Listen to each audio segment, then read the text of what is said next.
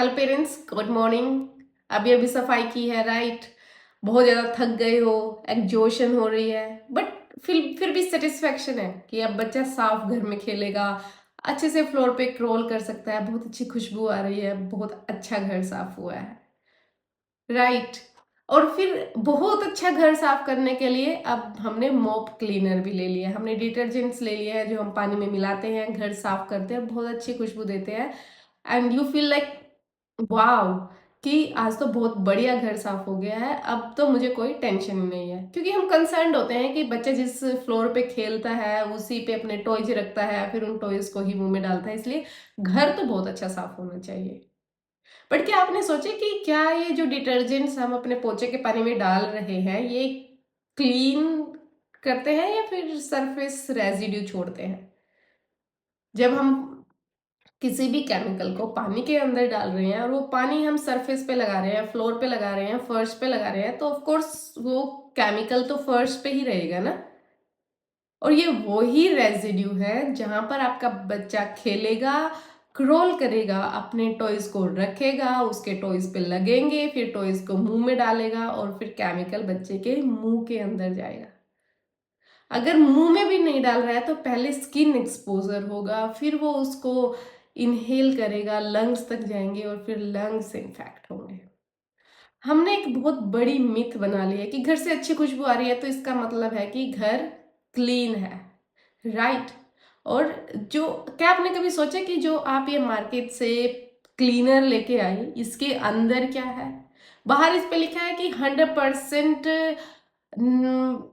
Natural herbal mix, और इसमें से लेवेंडर की खुशबू आ रही है या फिर लेमन ग्रास की खुशबू आ रही है, आप रिलैक्स भी होते कि नेचुरल है।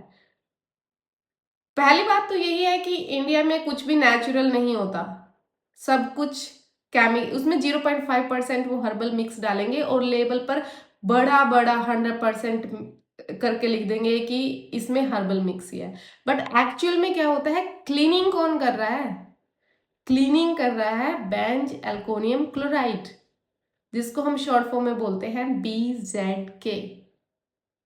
और ये वो केमिकल है जो बच्चे की बॉडी में सालों भर सालों डिपॉजिट होता रहता है। क्योंकि अभी बच्चा जब पैदा हुआ था आप तो तब से क्लीन कर रहे हैं, अब जब बच्चा 20 साल तक 30 साल तक उसी खुशबू को रोज अंदर इनहेल कर रहा है तो वो कैसे पूरे सिस्टम को डैमेज करती है, इसके बारे में तो हमने कभी सोचा ही नहीं। ये केमिकल जो हॉस्पिटल्स का इन्फेक्शन है, हमारे हॉस्पिटल्स में बहुत ज़्यादा इन्फेक्शंस होता है, राइट? क्योंकि हर पेशेंट डिफरेंट तरीके के माइक्रोब्स, वायरल्स, बैक्टीरियाज लेके हॉस्पिटल में आता है। तो उस पूरे को क्लीन करने के लिए हमें ऐसे डिसइंफेक्टेंट चाहिए जो डेडली क्लीन कर दे। और जो हम घर पे लेके आ रहे हैं फ्लोर क्लीनर, उन पे भी लिखा होता है 99% जर्म क्लीनिंग।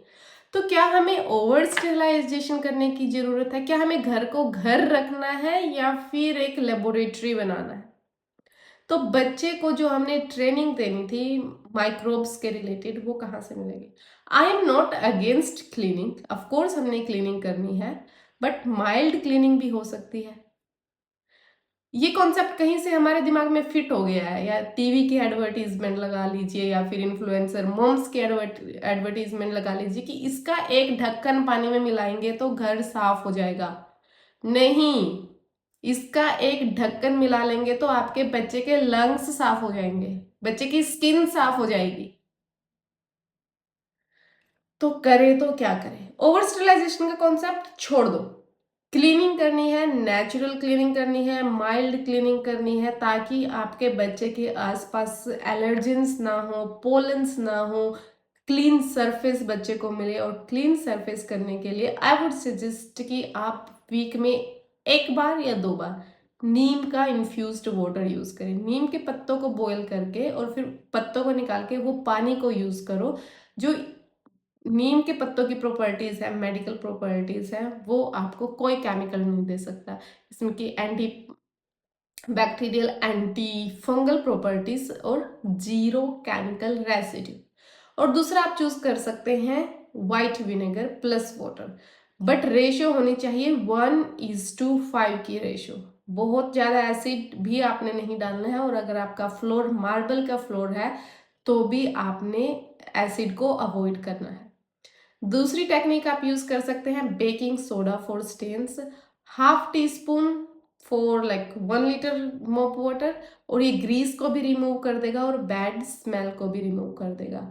या फिर अगर आप एसेंशियल ऑयल्स पे जा रहे हैं तो natural essential oils, not chemical essential oil, उसकी आप 1 या 2 ड्रॉप यूज कर सकते हैं। That's it. हमने जो गोल बनाना है वो बनाना है 0 फिनाइल, 0 टॉक्सिन्स, 100% बेबी। घर से अच्छी खुशबू, चाहे वो अगरबत्ती की खुशबू हो, परफ्यूम की खुशबू हो, पोछा लगाने वाले की खुशबू हो, या फिर हमारे डिश वॉशर के जो हम विम लेके आ रहे हैं, या फिर कुछ भी, इन सब में केमिकल्स है। तो इन चीज़ों को बच्चों से बहुत बहुत दूर रखो।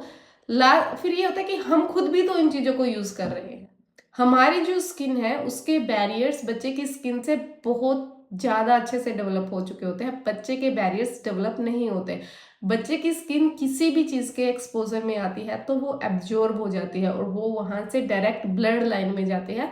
और ब्लड तो आपको पता है फिर हर बॉडी के ऑर्गन तक जाता है, हर सेल्स तक जाता है, हर टिश्यूज तक जाता है। That's how our body stays alive. तो एक छोटा सा एक्सपोजर पूरी गेम बिगाड़ सकता है। इन छोटी छोटी चीज़ों के बारे में हम सोचते नहीं। हम सोचते हैं कि चलो अच्छी खुशबू आ रही है, गेस्ट खुश हो जाएंगे, या कभी कभी लगा रहे हैं। तो यहाँ से ही हेल्थ शुरू होती है। हम सोचते हैं कि हमारे पेरेंट्स बहुत ज़्यादा हेल्दी थे, हम इतने हेल्दी नहीं हैं, क्योंकि हमारे पेरेंट्स ने ये सारी आदतें जो आज के टाइम पे हम कर रहे हैं, आदतों के नाम को हमने लाइफस्टाइल बना दिया है। ओके, इसी को हम अच्छा लाइफस्टाइल मानते हैं। तो ये सारी आदतें ही हैं जो डिग्रेड कर रही हैं, और इसकी वजह से हम बहुत ज़्यादा डिजीज को कैच कर रहे हैं, और हमारे बच्चे हमसे ज़्यादा डिजीज को कैच कर रहे हैं। So please parents, choose mindful objects only, और माइंडफुल चीज़ें जो आप घर में लेके आ रहे हो। Thank you.